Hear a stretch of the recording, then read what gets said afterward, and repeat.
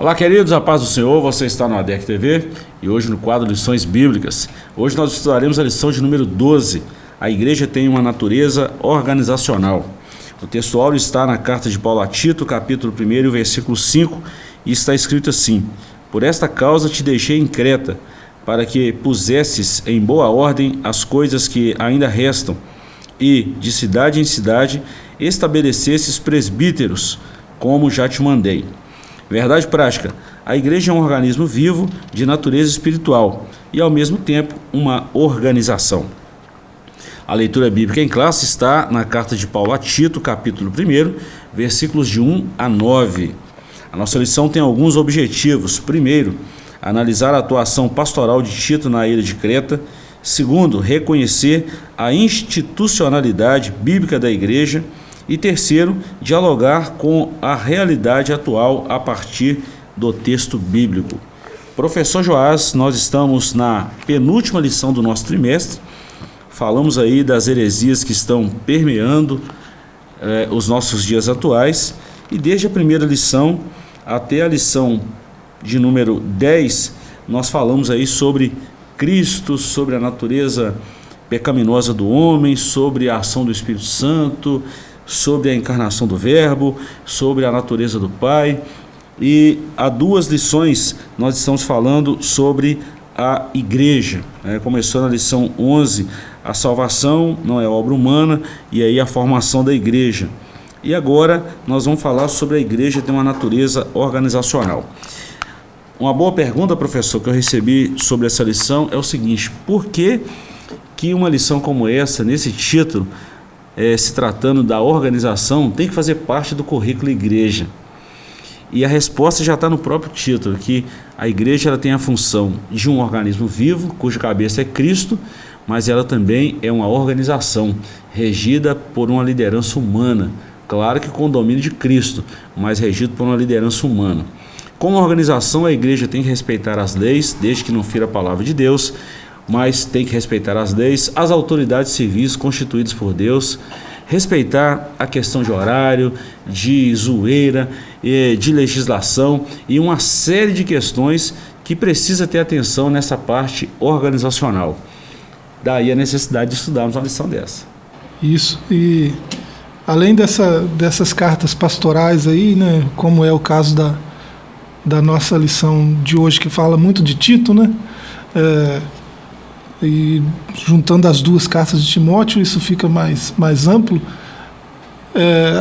O Novo Testamento como um todo fala da igreja sob esses dois ângulos de visão, sob esses dois aspectos, né? É um organismo no sentido de que é o corpo místico de Cristo, então é algo vivo, né? Uhum. A igreja é algo vivo e é um corpo, mas a Escritura que diz isso, diz também que esse corpo tem muitos membros, cada um com uma função, cada um com um propósito específico, né, nesse organismo, né? Então, aí entra o papel da organização, né? Então, esse organismo composto de muitos membros, né, ele precisa de algum suporte organizacional, né, de comunicação, de lei, né, de legislação, da onde ela está inserida, né, e uma série de outras coisas, né, como uma secretaria organizada que vai cuidar, né, desses suportes para dar tempo à liderança, né, de exercer melhor seu papel, sem precisar ficar se dedicando a coisas menores, né? Menores no sentido de não de importância, né? Mas que não fazem parte daquele propósito da liderança, que é entender a Escritura e transmitir a Escritura, né, de forma clara. Então precisa ter uma secretaria organizada, né?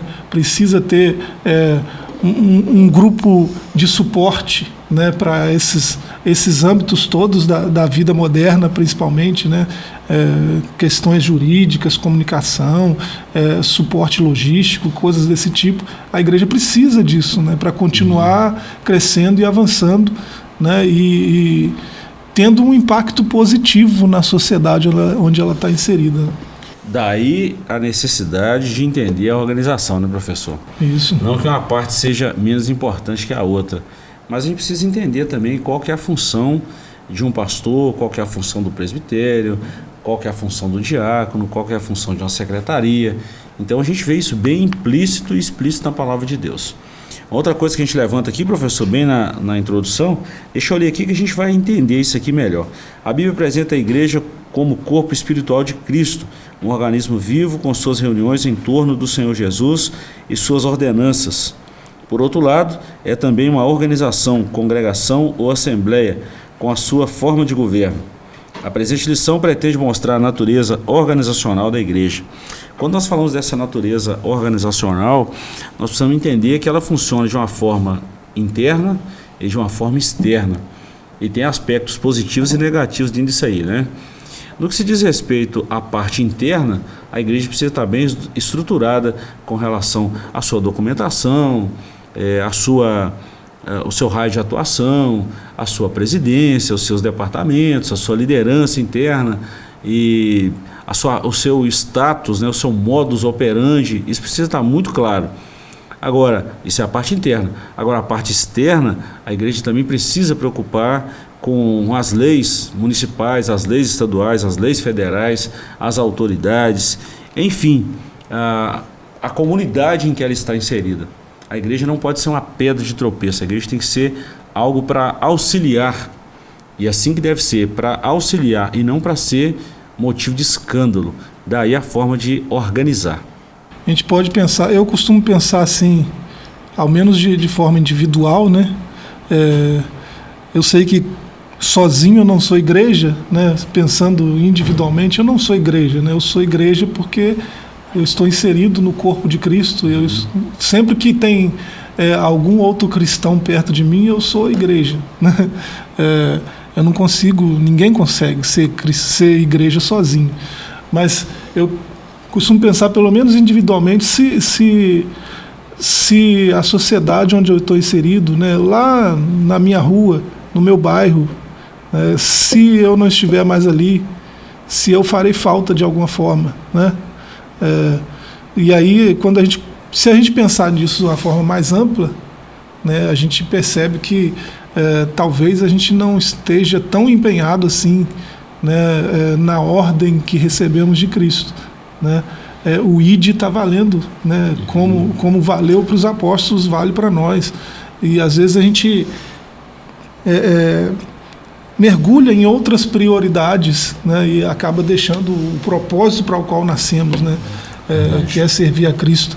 Então, a igreja, se aquela igreja não estiver mais ali naquele endereço, né? Porque hoje tem muito disso, né? Alguém que diz que vai à igreja e sai da sua casa e vai para um endereço específico, né? Vou ao culto, aí faz isso, né? Faz esse caminho, né? A gente sabe que o culto, a igreja são algo muito mais profundo do que isso, né? Mas tomando nesse sentido, né? Eu vou à igreja, eu vou sair lá do meu endereço, da minha casa, e vou ir para Princesa Isabel, número 52, estou indo para a igreja, né? Quando na Princesa Isabel, número 52, algum dia, por algum motivo, não existir mais ali uma Assembleia de Deus de Caratinga, né? Se isso viesse a acontecer, faria falta para a Princesa Isabel, né? Estou pensando aqui de forma mais geral, mais ampla, mas na nossa congregação aqui, né? Lá na Cabo Geraldo pode-se fazer a mesma pergunta. Sim. Na Jair Fraga Galofante, né? Então, independente do endereço, a gente precisa se questionar assim, né? E isso diz respeito às duas coisas que nós estamos tratando aí na lição, tanto ao organismo quanto à organização, né? Se é um organismo, corpo místico de Cristo, né, que não parou de trabalhar. Meu pai trabalha até hoje, eu também, né? Ele disse isso. E não parece que mudou as coisas, né? Então a igreja precisa estar em atividade, precisa estar envolvida, né, na sociedade onde ela está inserida, em qualquer que seja a área, né? A igreja precisa ser influente na cultura, nos esportes, no lazer, todos, né? Na religião, principalmente, né? Então a igreja precisa estar envolvida, e se não for assim, se algum dia, por algum motivo, ela não estiver mais ali, ela não vai fazer falta para ninguém. Jesus falou sobre isso, né, professor? Se o sal não salgar, se o sal não tiver suas propriedades, para que mais serve a não ser pisado pelos homens? É um ponto de reflexão, né? Esse pisar aí indica o desprezo, né? A falta de utilidade. A ineficácia, né? já não é eficaz para o seu chamado, para o que foi proposto à igreja do Senhor. É bom a gente entender isso aí. Bom, professor, acho que a gente já deu uma introdução aqui, falaremos nessa lição de organismo e organização, com foco na organização da igreja. Já estudamos em lições passadas que a igreja é um organismo vivo, esse corpo místico que compõe a igreja invisível do Senhor Jesus. Já entendemos isso aí. A palavra-chave da nossa lição é organização. Só para me falar aqui, professor, eu já entro aqui no nosso comentário aqui, o capítulo 1, Tito e as igrejas na ilha de Creta. Nós vamos falar aqui o primeiro ponto, Tito, quem era Tito. Ponto 2, o pastor de Creta. E o ponto 3, propriamente dito, Creta. Só para deixar claro, alguém pode pensar assim, qual a ligação que tem a administração eclesiástica ou a administração de uma igreja em relação a uma administração de uma forma geral? A primeira palavra que eu ouvi na faculdade, em 6 anos de estudo, a primeira palavra que eu ouvi, o primeiro conceito de administração é a descentralização. E por incrível que pareça, na administração que nós estudamos, que qualquer administrador estuda, qualquer um que for enfrentar uma faculdade nessa área, a primeira coisa que vai estudar é isso, a descentralização. E esse conselho vem da Bíblia, é o conselho de Jetro, o sogro de Moisés. Então, esse conselho é muito legal, essa descentralização. E se a gente for olhar as 4 palavrinhas que qualquer administrador tem que responder o PODC, planejar, organizar, dirigir, controlar, a gente vai ver isso em todas as páginas da Bíblia. Precisa ter um planejamento, precisa ter uma direção, precisa ter uma organização e precisa haver um controle. Então isso é muito claro nas páginas da Bíblia. O que eu fico pensando, professor, vamos colocar pelo menos aqui 1900 anos, para a gente não falar besteira, entre 1900 e 1950 anos, que seja 2000, mas não é esse tempo todo, 1950, para ele não errar. Como que Paulo teve essa visão de organizar a igreja do Senhor? Claro que é uma coisa de Deus, tá? Mas como que Deus mostrou a Paulo essa forma de organizar, deixou Tito, que era um discípulo fiel, tem necessidade da gente ler, mas só citar, Tito era um discípulo fiel, considerado como um filho para Paulo. Paulo deixou ele em Creta, que era uma ilha, uma das ilhas pequenas e distantes, um dos últimos postos do Império Romano. Esse fato está em Atos 27:8. Paulo visitou essa ilha na sua viagem, na última viagem missionária, ainda quando ele estava sofrendo o processo de ida para Roma, daquela prisão, aquela primeira prisão. E depois Tito organizou a igreja a partir dessa deixa de Paulo, dessa informação de Paulo, e ele passou então a organizar, a pastorear. E o que me chama a atenção, esse ponto só eu quero ler, no ponto 3, essa ilha de Creta, olha que interessante, parece que o relaxamento espiritual era consequência de um desleixo natural, que era característica dos cretenses, Tito 1, versículos 12 e 13. Outro problema ali é que havia judaizantes rebeldes, mercenários e provocadores de divisão. Então, por causa dessa característica negativa na igreja, houve a necessidade de uma organização, de uma liderança forte, não impositiva, mas de uma liderança conquistada, de uma liderança respeitada, mas de uma liderança que organizou a igreja do Senhor. Paulo com certeza percebeu um desleixo, né, na doutrina, na ortodoxia, né, na exposição clara da Escritura, né. Ele percebeu gente se aproveitando da fé, né, das pessoas, trazendo um discurso antibíblico, né, mas disfarçado de bíblico, nada muito assim, distante da nossa realidade hoje, né? E assim, ele percebeu que a causa disso tudo era a falta de organização, né? E assim, a Bíblia fala muito de organização, né? A gente tem, se você ler, há uma sugestão na nossa revista, né, a leitura diária, né? Você vê aí que a organização é essencial, né, para a sobrevivência da igreja, né? Uhum. É a igreja que escolhe seus líderes, é a igreja que decide, né, quem serão os presbíteros, os evangelistas, é a igreja que levanta os diáconos, né, para servir as viúvas, os órfãos, cuidar da igreja, né, como templo, né, como uma casa, né, e a igreja é a igreja que recomenda pessoas honestas, pessoas idôneas, né?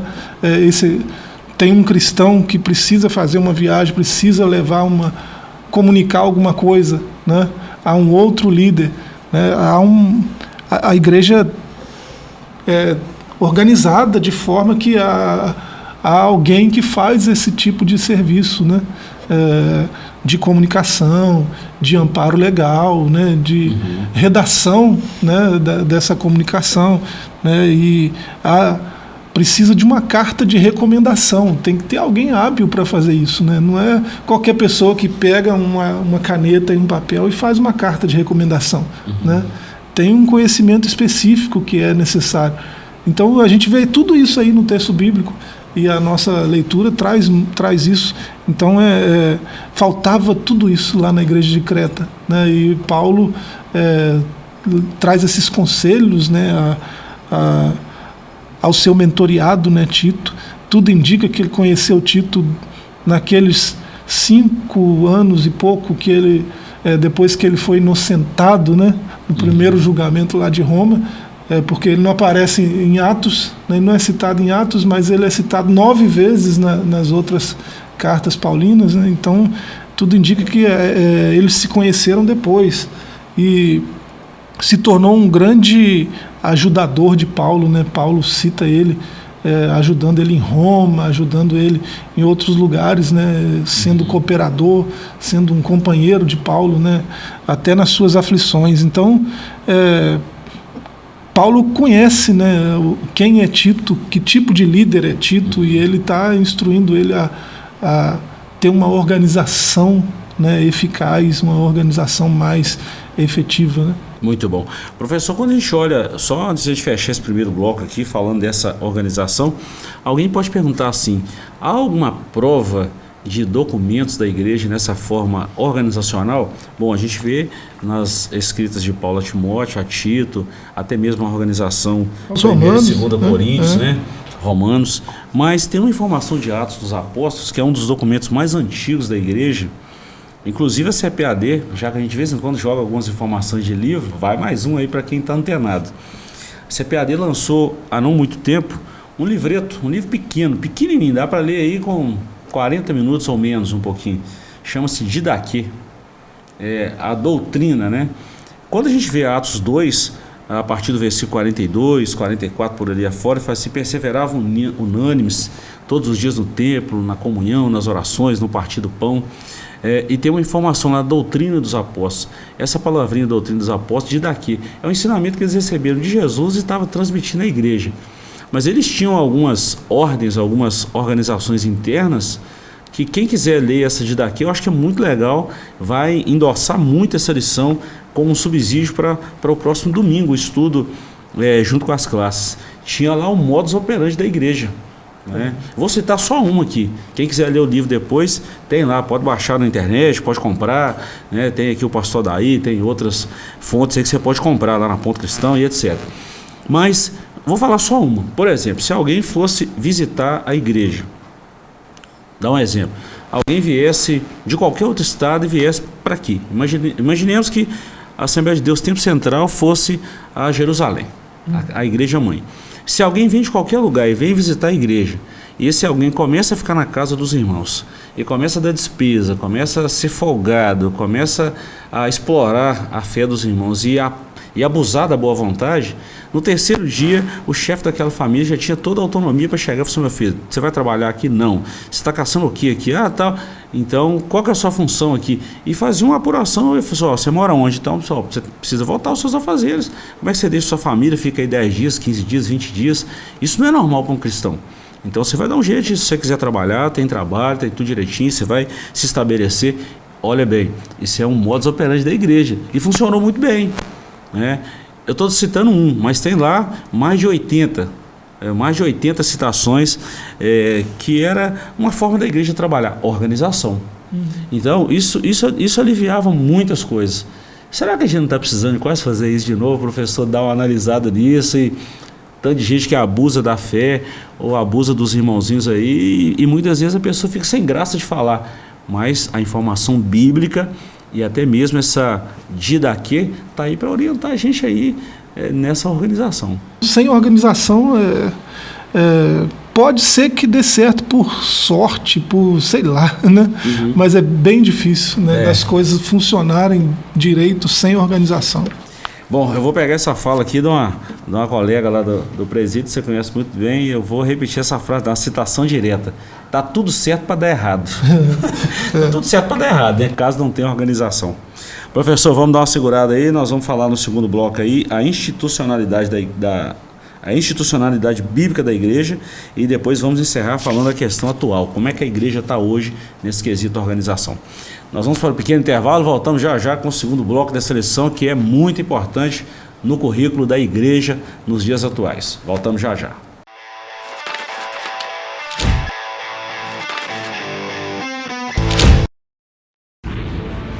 Seja bem-vindo ao novo site da Assembleia de Deus Caratinga.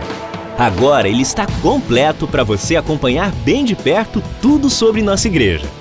Nele você encontra um pouco de nossa história, onde nós estamos, nossos horários de cultos e endereços de nossas filiais. E ainda você poderá fazer seu pedido de oração, sua contribuição, acompanhar nossas notícias, entrar em contato conosco e muito mais.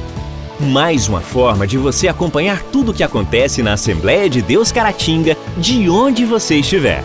Acesse agora assembleiadedeuscaratinga.org.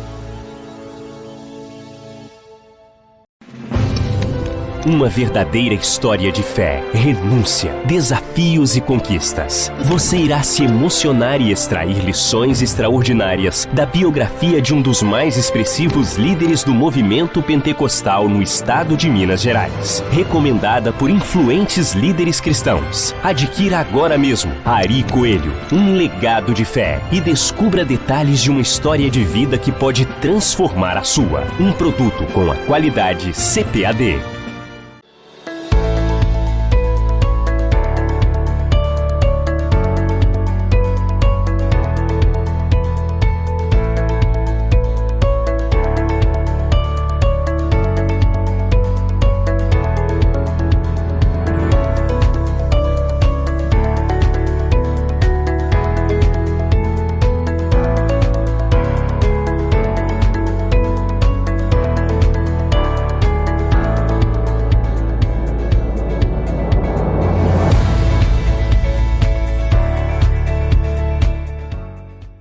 do leste de Minas Gerais de maneira presencial, o Instituto Bíblico Ari Ferreira Coelho agora também é IBAFEC EAD.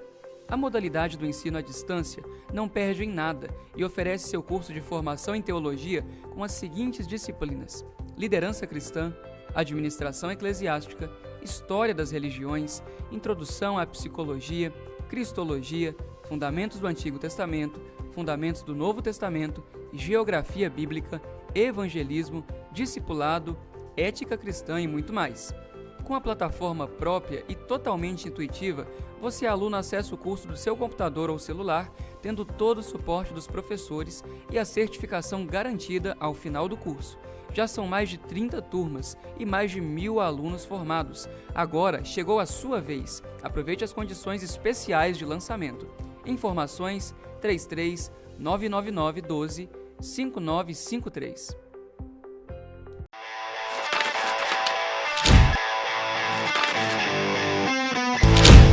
Estamos de volta com o seu ADEC TV. Hoje nós estamos falando da lição de número 12, estamos tratando da organização da igreja e é muito bom tratarmos desse assunto. No capítulo 2 agora, professor, nós vamos falar da institucionalidade bíblica da igreja. A instrução paulina é o ponto 1, ponto 2, a igreja como instituição e o ponto 3, organização. Deixa eu ler 3 parágrafos aqui. A organização eclesiástica que o apóstolo Paulo instrui Tito não se restringe a uma estruturação ministerial, estabelecer presbítero de cidade em cidade e instruir os líderes durante a sua carreira apostólica. O apóstolo já vinha fazendo. O Novo Testamento revela a origem e o desenvolvimento desse governo. O apóstolo menciona bispos e diáconos. O contexto da epístola dá a entender que o relaxo e o descuido em que estavam as comunidades cristãs da ilha de Creta eram reflexos da cultura da região. Isso está além de um problema meramente ministerial. Isso vamos falar assim, um problema que está enraizado e que é cultural, mas precisa de organizar. Nenhuma sociedade prevalece se não tiver organização. Isso é fato. Ponto 2. Igreja como instituição. Podemos definir organismo como forma individual de vida, um ser ou algo vivente. Na eclesiologia, o ensino ou estudo sobre a igreja significa ser a igreja um organismo porque é um corpo espiritual e vivo, cuja espiritualidade é gerada pelo Espírito Santo. Ela é uma instituição divina que veio à existência pelo poder de Deus, mas o nosso enfoque é a igreja como organização. Quando se fala de institucionalizar, dar caráter institucional ou de tornar institucional, significa estabelecer organização. Quem é o presidente, quem é o vice-presidente, quais as comissões, quais os conselhos, quais as diretorias, quem pertence à diretoria, qual a regional, qual o campo, qual o raio de atuação, quais horários, onde é o site, tudo isso aí. Isso é organização. E por fim, se tratar da organização, só para a gente entender, como o corpo místico, cabeça é Cristo, como a organização tem a sua liderança e o governo também é de Cristo, mas ele tem os seus obreiros chamados para organizar, para ajudar a cuidar. Então, se tratando dessa organização, a igreja no passado, no caso da igreja de Creta, dessa igreja em que Tito pastoreou, tinha local, tinha horário, tinha ordem no culto, tinha reunião de ministério para consagração de presbítero, tinha concílio, tinha assembleias, tinha assuntos doutrinários, tinha tudo isso aí. Então, até na igreja de Corinto tinha o que nós chamamos hoje de comissão de ética, cuidou de relações de casamento, tinha a tesouraria, tinha quem fazia a carta de recomendação, ou seja, professor, a igreja tem que ter a organização. Se não tiver, vai sucumbir. Paulo fala de outros ajudantes, além do próprio Tito, ele fala de pessoas que foram bons secretários, se a gente quiser atualizar o termo, E assim, só prova a importância que tem essa organização, vai desde de eleição, dos líderes, diáconos, presbíteros, pastores, desde essa eleição da liderança até questões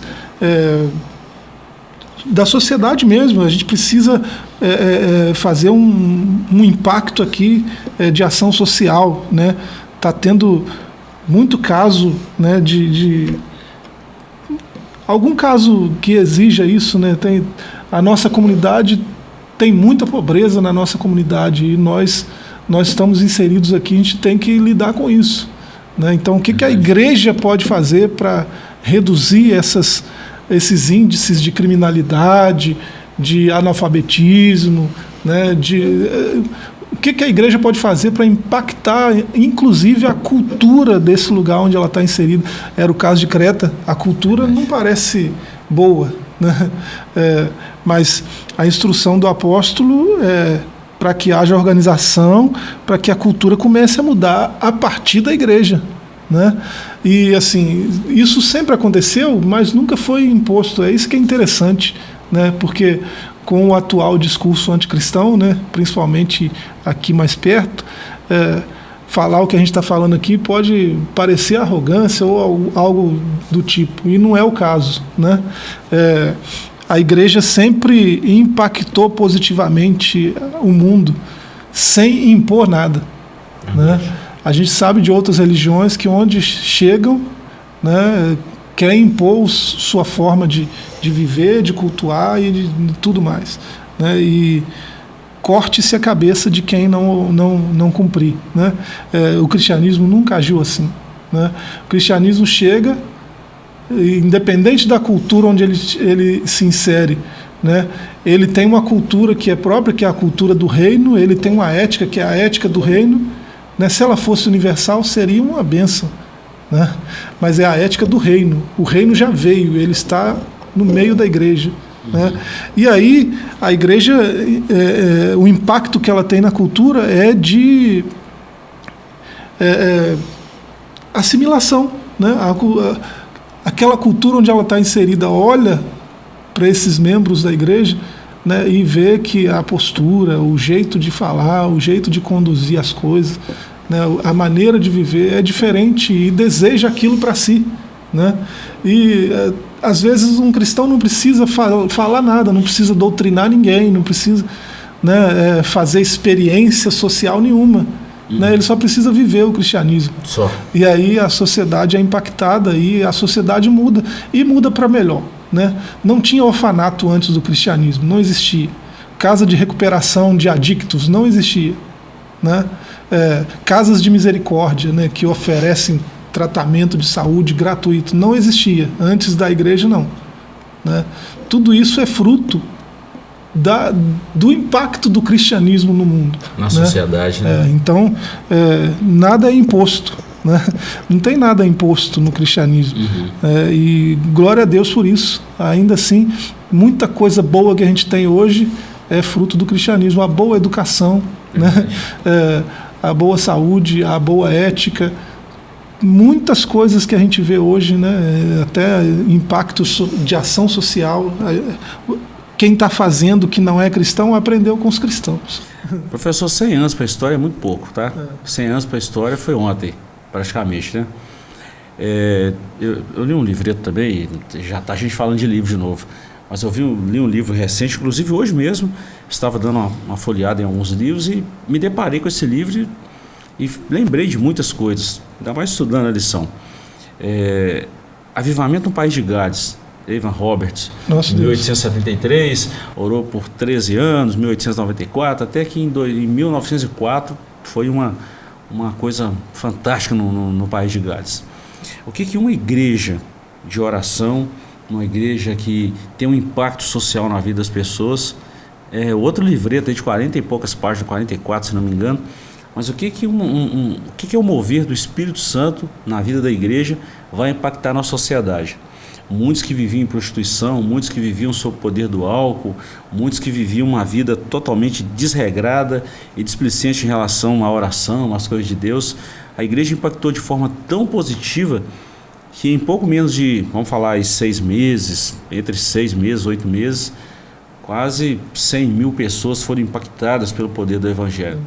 E de lá veio o avivamento na Rua Azusa, 2 anos depois, em 1906, e como a igreja... 100 e pouquinhos anos, né? Nós estamos falando agora, tanta coisa mudou em 100 e poucos anos, né? E por causa de alguns cristãos, né? Muita coisa mudou para melhor, né? Mudou de forma positiva. Né? 100 e poucos anos, o maestro Adão tem 97, né? Pois é. Então, ontem? Muito perto de nós, né? Da nossa história. E assim, há 100 e poucos anos tinha escravidão em todo lugar. Era algo comum, era algo cultural. Né? Hoje qualquer pessoa dessa era, né, olha para a escravidão como algo brutal, como algo ridículo. Não dá para acreditar que nós aceitamos isso por tanto tempo. Né? Então, e você não pode ignorar a influência cristã nisso. Né? Esse Paulo de que nós estamos falando, ele escreveu uma carta sobre isso. Não é mais seu escravo, é seu irmão. Né? Então, há muito tempo atrás, onde isso era mais comum do que há 100 anos atrás. Né? Então, falar da contribuição de alguns cristãos, né, para que isso acontecesse, são vários. Né? Então, a influência é muito positiva por causa desses fatores que nós estamos falando. É o corpo de Cristo. Tá. Né? Não tem como ser diferente. Né? Verdade. Professor, eu poderia citar muitos exemplos. Deixa eu citar só mais 2 aqui. A gente vai fechar por causa do tempo. Mas nós estamos vendo aí a influência da igreja no Amazonas, nos impactos missionários. Temos visto em muitas cidades onde o Projeto Semeadores, através da sua diretoria, o pastor Iseu, o presidente, o pastor Eto, o diretor de missões, e um grupo de irmãos aí, igrejas que estão abraçando o projeto, tem feito, muitos países fora têm sido impactados. Mas deixa eu voltar um pouquinho na história aí. e para falar aí de 1862, na eleição do 16º presidente dos Estados Unidos, Abraham Lincoln. É interessante a gente citar sobre isso, como uma cultura pode ser influenciada, né, de forma positiva. Você falou da escravidão na sua reeleição em 1865 e foi assassinado brutalmente por defender a abolição dessa escravidão, e hoje a gente vê a prosperidade dos Estados Unidos e tantas outras coisas aí. Mas como uma cultura pode ser influenciada pelo Evangelho, pelo cristianismo, pela ação de Deus, e como isso pode respingar em outras nações de forma positiva? É essa forma de organização, professor, que a gente espera da igreja hoje. É isso que a gente vivemos em função disso, não é? Por mais que a gente é duramente criticado quando a igreja se posiciona, quando a igreja é firme em uma tomada de decisão e não aceita assim algumas coisas que são impostas à sociedade, e a gente não pode mesmo, e a gente até fala sobre isso e ressalta sobre esse analfabetismo bíblico, o tanto que isso está cegando o entendimento, o tanto que a igreja tem deixado de ser igreja, já falando da atualidade, o tanto que a igreja está mudando o foco para outras questões, graças a Deus, que assim, são pertinentes à igreja, né, que estavam assim, com foco desajustado. Então, se tratando da atualidade, professor, organismo e organização, a gente está vendo aí muito mau testemunho, muita coisa ruim, um desleixo, um desande aí terrível, muitas denominações, tantos escândalos ultimamente aí. E assim, a gente precisa entender que nós somos cidadãos de uma pátria celestial, mas enquanto estivermos aqui com vida, respirando fôlego e tendo esse corpo físico, nós somos cidadãos brasileiros e respeitamos e vivemos. Precisamos orar pela nossa nação, precisamos respeitar as autoridades constituídas, respeitar as exigências do Estado. Enfim, a igreja precisa se organizar nisso aí. E a igreja é organizada, mas eu estou falando num contexto geral. Ainda tem muito que caminhar, né? Se a gente olhar para o contexto atual, né, para a história recente, é um pouco desanimador, né? Mas olhando para o tema aí da lição, lendo a carta a Tito, né, a esperança é reavivada. E a gente percebe que não há que se desanimar, né?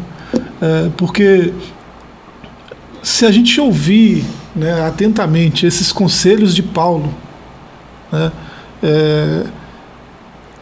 e colocar isso em prática em algum nível que seja, o mínimo que seja, colocar isso em prática, a nossa postura será outra com relação a tudo, com relação à política, com relação à cultura, com relação à própria história, à educação e tudo mais. Porque alguns podem desanimar, né, ouvindo as estatísticas que eu ouvi recentemente, né, de que a igreja divide, né, divide cadeira como pessoal de menos credibilidade no Brasil hoje com políticos e militares, né? Se você tiver que confiar em alguém, não vai ser em cristão, em político e em militar. Eu não confio em nenhum desses três. Assim, questão de estatística hoje no Brasil. Isso é muito desanimador, é muito trágico, triste, né? Mas por quê? Porque uma parte do cristianismo se envolveu em questões secundárias e assim, de muito menor importância do que o cristianismo, do que o Evangelho de Cristo, né? Quanto mais a igreja estiver ligada ao que Cristo falou, né, estiver atenta ao Evangelho, à verdade dessas palavras que a gente lê na Bíblia, a gente vai se envolver menos com questões secundárias que vão tirar nossa credibilidade, né? Porque uma pessoa pouco inteligente, né, ela olha para um cristão engajado em certos assuntos e ela olha e fala, coitado, tão ingênuo, né? Coitado, ele acha que na política tem um político bom e um político ruim. Não, na política só tem político. Me parece que não tem muita diferença entre os políticos, né? São todos políticos. E aí, um cristão envolvido em política, ele deve ser um político cristão, mas cristão mesmo, né? Cristão de verdade. Você olha assim, tem uma bancada evangélica, bênção. É sério mesmo, dá uma olhada mais de perto, olha para esses nomes aí, vê se são cristãos mesmo, cristãos. A gente pode fazer esse tipo de julgamento, né? Não julgueis, hein? Não, que não julgueis, né? Se a gente está falando de seguir a Cristo, Cristo pisou por aqui, deixando-nos exemplo para que nós seguíssemos os seus passos, né? Então é assim que a gente enxerga quem é cristão e quem não é. O cara fala que é cristão e faz o oposto do que Cristo fez, né? Que tipo de cristão que é? Então eu posso olhar sim para qualquer bancada que seja e emitir esse tipo de juízo, né? Ainda que não seja de forma pejorativa, mas de forma crítica, né? Eu sou um ser pensante. Então um cristão verdadeiro, ele é um cristão verdadeiro em qualquer lugar, né? Ele é um cristão genuíno, no centro da cidade, na portelinha, na favela, né? Ele é um cristão no Senado, no Congresso, no STF. Não muda. Não tem, cristão é cristão, ele vai agir desse jeito aí que Paulo está falando com Tito, né? Professor, nosso tempo já fechou aqui, mas deixa eu só sintetizar aqui para a gente encerrar. Sobre a experiência pentecostal, o ponto 2, e o ponto 3 é necessário organizar. Sobre a experiência pentecostal, nós já falamos do impacto do pentecostalismo no Brasil a partir de 1914 para frente ali, 1912, né? A partir de 1910. Em 11 se estabelece, 12, 13, 14 ali, a formalização e a organização. E nos dias atuais é necessário organizar. Alguém pode pensar assim, mas como a forma da igreja se organizar? Hoje tem concílios, né? O primeiro concílio aconteceu em Atos 15, depois em 325 em Nicéia, em 51 em Calcedônia, e vai assim. E foi passando por aí, até chegar aos dias atuais. E hoje, como a igreja se organiza, como discute assuntos problemáticos, assuntos ministeriais? Hoje tem as convenções, tem a convenção geral, que acontece geralmente uma vez por ano, tem as convenções estaduais, que cada estado tem a sua convenção, e tem também as AGOs, né, as Assembleias Geral Ordinária, que pertence a cada ministério. Então a igreja tem a sua forma de organizar. O que precisa, professor, é exatamente essa questão de estatutária, as comissões, as convenções, enfim, a igreja tem as suas ferramentas de se organizar. De uma forma espiritual, tem o comando de Cristo.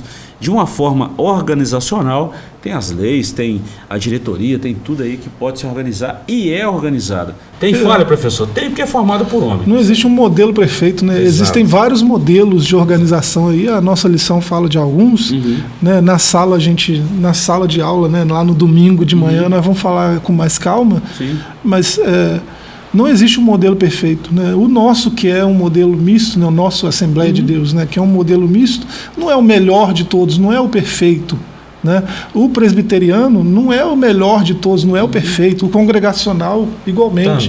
Né? Então, não existe um modelo que todo cristianismo deve seguir. Não existe, né? Se houver um modelo, né, talvez a gente deva olhar lá para a igreja primitiva, lá em Atos 2 em diante, né, e talvez a gente encontre um modelo ali, né, mas ali não tem muita coisa sobre essa questão organizacional, né, como deve ser a secretaria, como deve ser as comissões, né, a gente não encontra muito, né, mas e tem seus problemas também.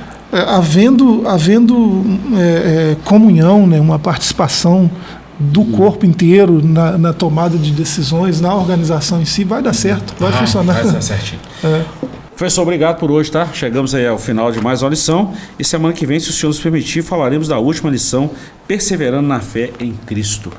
Nós estamos chegando no final desse trimestre e queremos te convidar a participar com a gente, pelo menos uma lição antes de terminar, aqui de forma presencial, em qualquer uma das nossas igrejas, próximo domingo de 8 às 10 da manhã, e você é o nosso convidado. Obrigado pela companhia de hoje, Deus te abençoe e até a próxima semana, se assim o Senhor nos permitir. Até lá, um forte abraço.